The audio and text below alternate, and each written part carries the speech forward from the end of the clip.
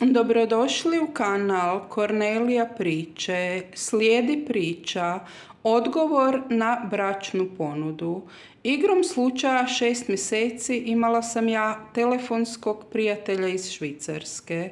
Ja sam bila u životnom razdoblju kada mi je odgovaralo čavrljanje s muškom i pametnom osobom, ali nisam mislila da ćemo se nas dvoje ikad upoznati u stvarnosti.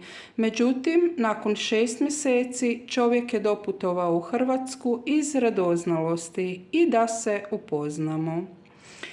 On mi je najavio da dolazi isključivo zbog mene, a ja baš i nisam bila oduševljena tom idejom, pa sam ga odgovarala od putovanja.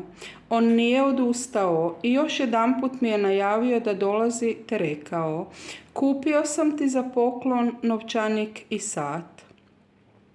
Istu večer ja sam nazvala svoju dugogodišnju, 92-godišnju prijateljicu i povjerila joj moj strah i nelagodu od upoznavanja nove muške osobe nakon 2 velika životna sanjkanja. Ona mi je rekla: samo hodite na upoznavanje i uzmite satić.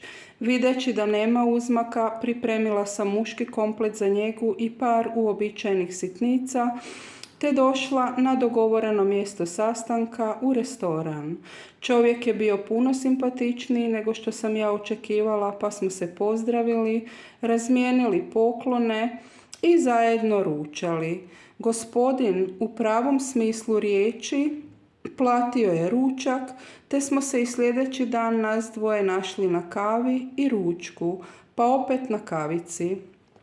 Isti dan oko ponoći čovjek me je nazvao i rekao: izvini što te tako kasno zovem, ali moram ti reći da sam se ja zaljubio.